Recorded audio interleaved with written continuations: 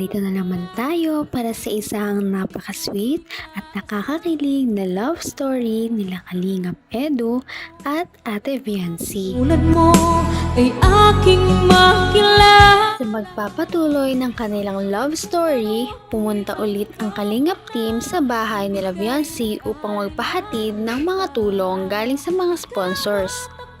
Nagtaka ang Kalingap team kung bakit pagod na pagod si Viancy at parang abalang-abala sila ngayon sa kanilang bahay.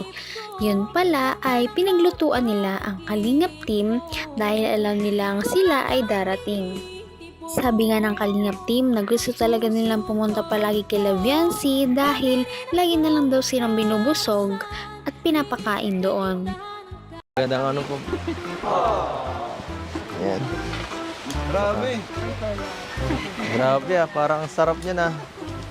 Nag-inasal na sila dito. Alam niyo yung paborito ko yan. Salamat po. Joke. Oh, sarap ng uulamin natin ah. Sarap. Ayun dito na. Sabihin mo kung pwede na. Tinda. Salamat ha. Ano tayo wala makakas. Oo. Salamat. Lalo na po dun sa sundo niyo po sa akin. Pagpunta po dun sa dental. Ano naman? Wala yan. Basta ikaw.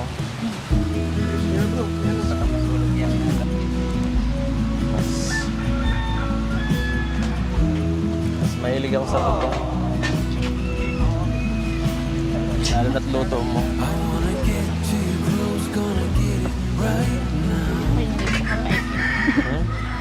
Napakasarap naman talaga ng niluluto ni Viancy, kaya naman takam na ang Kalingap team.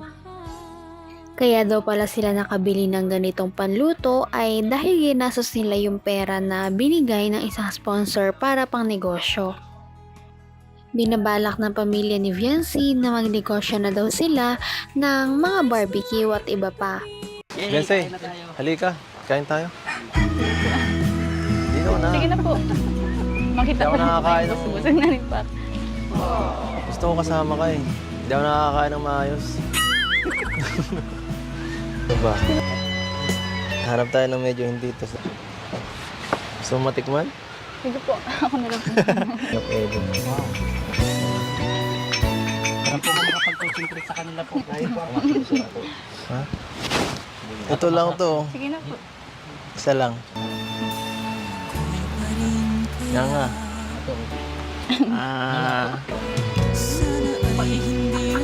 Ay ko ba? So, kumusta ang luto mo? Pagkatapos ng kanilang sweet moments ay nilantakan na talaga nila ang mga pagkain na masasarap. Ang dami ngang kinain ng Kalingap team, tanda na sobrang sarap talaga ng niluto ni Viancy at ng kanyang pamilya. Ang kaninang mesa na punong-puno ng pagkain sa isang iglap ay ubos na talaga ang pagkain. Talagang na-wipe out ng Kalingap team ang masasarap na pagkain. Pati na rin ang isang galon na tinimpla ni Viancy na gulaman. Napakasarap daw talaga ng mga ito. Kaya naman hindi nila napigilan ang mga sarili na kumain ng madami. Pagkatapos naman nila magpakabusog ay pumasok na sila sa bahay ni Viancy upang buksan ang mga binigay ng sponsor sa kanya. Napakarami na namang regalo ngayon. Talagang mahal na mahal talaga siya ng kanyang mga supporters. Naku, lalo ka niyang tataas. Baka mataasan mo na ako niyan. Magaling mag-ano? Ang ganda. Pang concert. Tayo ka daw. Ay, sir. So, ito ba isa? Baka mataasan mo na ako niyan ha. Huwag kang mag-heels. Yan. Ano ka ba? Paano ba ito ganito? Ay, mali. Ako na po. Taas mo nang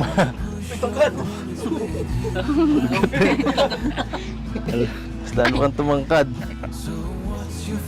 Sige na tayo niyan. Ganda pala ni Biancy sa personal. Namumula-mula yung piece niya. Namumula-mulapis sila eh. Bagay talaga ako, brother. Baka nabablas lang. Namumula din po si Kuya Ilo. Yan kayo. Matapos nilang magbukas ng napakaraming regalo galing sa mga sponsors, ay nag-request na naman ang Kalingap team na kumanta si Viancy dahil manghang-mangha daw ang mga viewers sa ganda ng kanyang boses. At this time, sinamaan siya ni Kalingap Edu, kaya naman sobrang kinilig ang mga viewers sa kanilang ginawa. Talaga namang hindi lang sila maganda at gwapo, kundi meron din silang ibubuga pagdating sa mga talent. Hindi pagsigyaw muli ang ating pagmamahalan. Kung mawala ay di masayang naman. Kamali sa'yo, patawad ang pagsabong ko. Tayo nag-ulitin ang Tanging ikaw lang ang pitik ng puso ko. Hayaan mo ba na maging ganun na lang ang isa't isa'y may bakit di pagsigyaw muli ang ating pagmamahal mo? Di ba tayo naman ginawakan at kung nagkamali sa'yo patawad ang pagsabi ko. Tayo na rin ang pag-ibig natin, ikaw lang ang ako. Grabe talaga ang kilig ni Viancy noong nagsimula ng kumanta si Kalingap Edu. Ngunit may mas lalala pa pala ito dahil niyaya siyang tumayo ni Kalingap Edu at doon ay nagduet ulit sila ng kanilang theme song. Ako'y iyong mahal at hindi pa nandalian kundi pang habang buhay. Hindi magtataksil kahit na kailanman, dahil ang tibok ng puso natin isa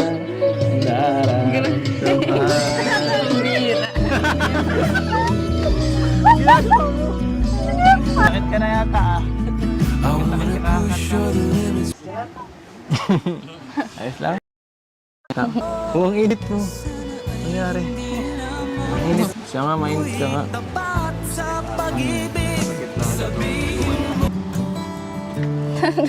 Huwag na po kayo mag-ping. May privacy pag mainom. Baka po sa inyo mainom ay tayo. Pulang-pula na nga si Ate Viancy sa kanyang kilig at halata naman na dahil sa kanilang pagkanta ay parang mas naging close na nga sila sa isa't isa. Mas komportable na rin sila sa kanilang pag-uusap. Pagkatapos din nilang kumanta ay nag-usap muna sila at dito niyaya na ni Kalingap Edu si Viancy na lumabas daw sila paminsan-minsan kapag wala daw silang pasok. Parang niyaya na ni Kalingap Edu si Viancy sa isang date. Labas ulit tayo. Di ba ang saya? Pwede po pag ano ba? Pag walang pasok. Apo. Nung lumabas tayo, nag-enjoy ka. Mukha nga. Gagalingan ko pa mag-drive. Hindi man po ako nakaabala po sa inyo. Bakit ako makakaabala? Gusto ko nga kasama ka eh. Kahit araw-araw pa. Kahit saan.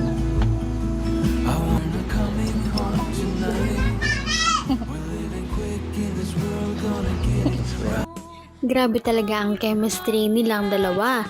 Talaga namang kinilig ang mga viewers sa mga ginagawa. Grabe talaga ang chemistry ng dalawang ito. Kaya naman kilig na kilig ang mga viewers sa panonood. Pagkatapos nilang mag-usap ay pumasok na si Kalingap Rab para naman maibigay sa kanya ang mga tulong na pinansyal galing sa kanya mga sponsors. Sa kabuuan, ito ay nagkakahalaga na naman ng higit sa 10,000.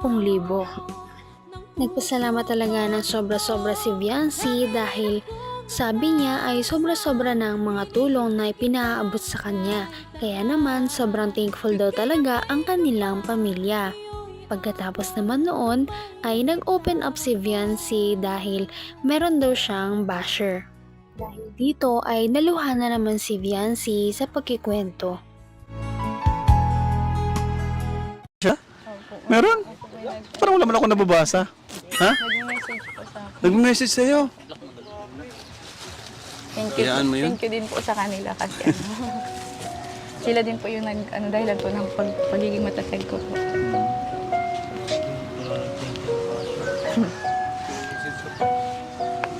Hindi naman po ako nagagalit kasi alam ko po na manahal po kasi nila yung mga yung dati niya pong tinutulungan niya. Naiintindihan mo sila? Opo. Grabe, inintindi pa niyang basher. Napakabait talaga nito ni Beyonce, grabe. Sobrang bait po ni Beyonce. Talaga namang napakabait ni Viancy at talagang busilak ang kanyang kalooban. Patuloy natin silang suportahan at mahalin si Viancy, si Kalingap Edu at ang Kalingap Team. Yun lamang at maraming salamat sa panonood. Abangan natin kung magkakatuluyan ba talaga si Kalingap Edu at Viancy.